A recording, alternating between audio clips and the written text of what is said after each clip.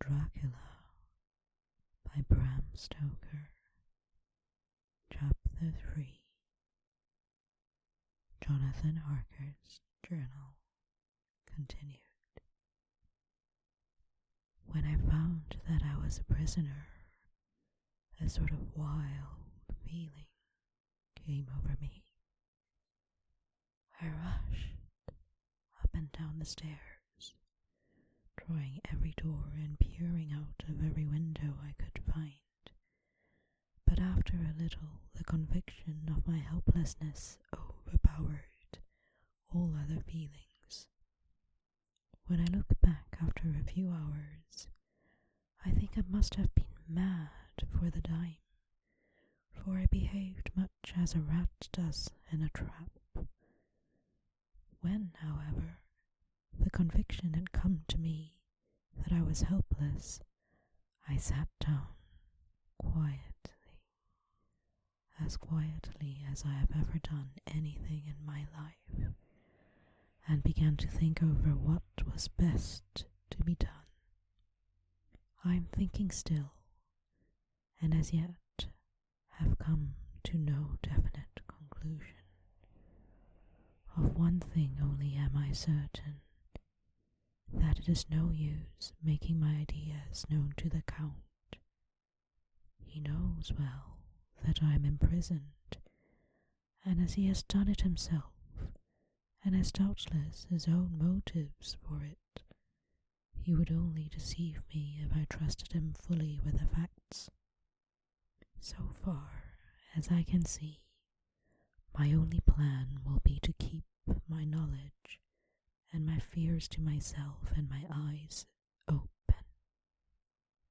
I am, I know, either being deceived, like a baby, by my own fears, or else I am in desperate straits, and if the latter be so, I need and shall need all my brains to get through.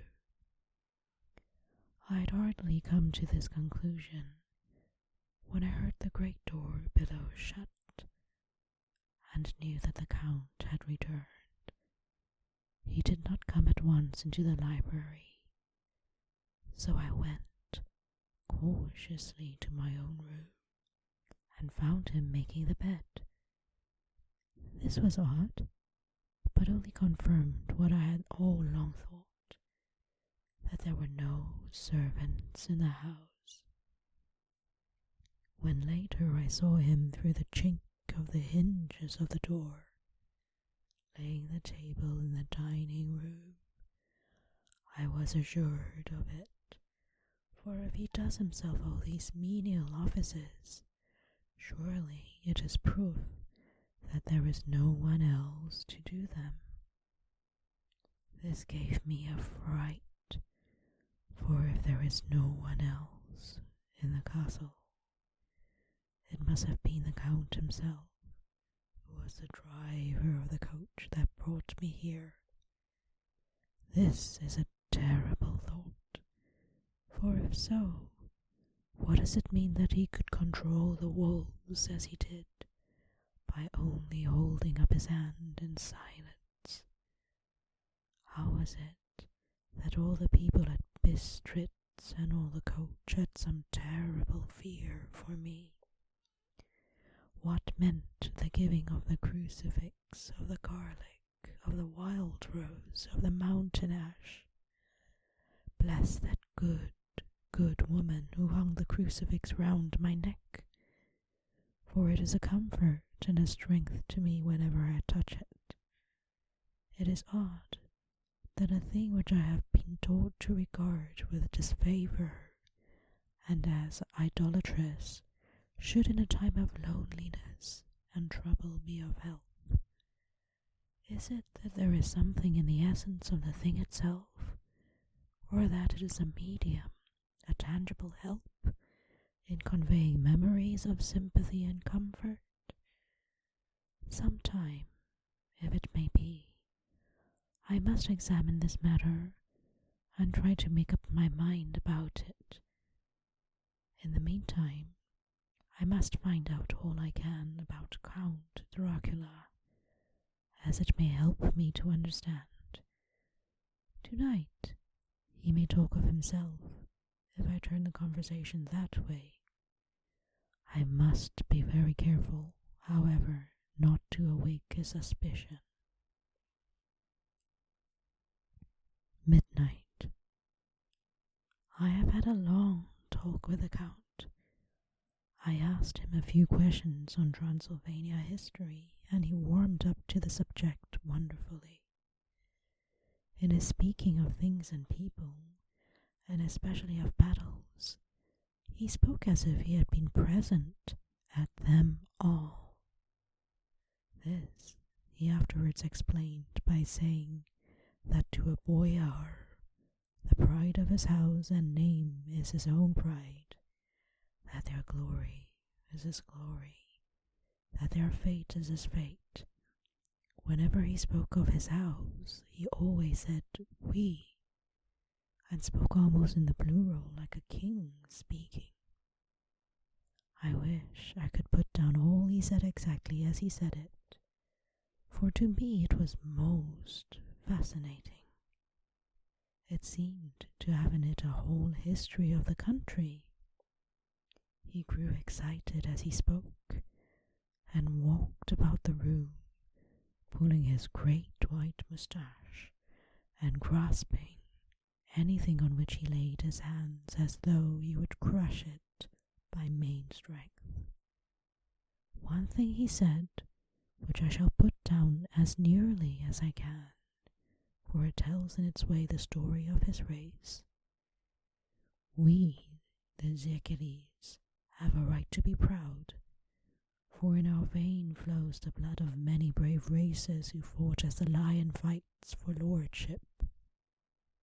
Here, in the whirlpool of European races, the Ugric tribe bore down from Iceland the fighting spirit which Thor and Woden gave them, which their berserkers displayed to such fell intent on the seaboards of Europe, aye, and of Asia and Africa too, till the peoples thought that the werewolves themselves had come.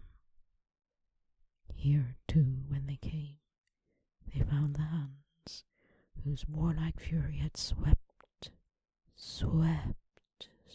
the earth like a living flame, till the dying peoples held that in their veins ran the blood of those old witches who, expelled from Scythia, had mated with the devils in the desert.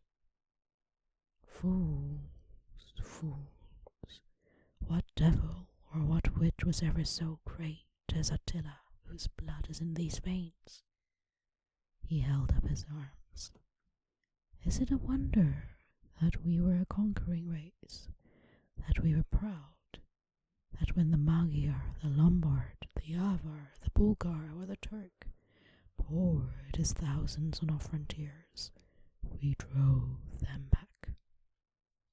Is it strange that when Arpad and his legions swept through the Hungarian fatherland, he found us here when he reached the frontier, that the Hun Foglalas was completed here, and when the Hungarian flood swept eastwards, the Zekiles were claimed as kindred by the victorious Magyars, and to us for centuries was trusted the guarding of the frontier of Turkeyland. Aye, and more than that, endless duty of the frontier guard, for as the Turks say, water sleeps, an enemy is sleepless. Who more gladly than we throughout the 4 nations received the bloody sword, or at its warlike call flocked quicker to the standard of the king? When was redeemed that great shame of my nation, the shame of Kasova, when the flags of the Wallach and the Magyar went down beneath the crescent? Who was it but one of my own race, who as voivode crossed the Danube and beat the Turk on his own ground, This was a Dracula indeed. Woe was it that his own unworthy brother, when he had fallen, sold his people to the Turk and brought the shame of slavery on them. Was it not this Dracula indeed who inspired that other of his race who in a later age again and again brought his forces over the great river into Turkey land, who, when he was beaten back, came again and again and again, though he had to come alone from the bloody field where his troops were being slaughtered, since he knew that he alone could ultimately triumph. They said that he thought only of himself. Bah! What good are peasants without a leader? Where ends the war without a brain and a heart to conduct it?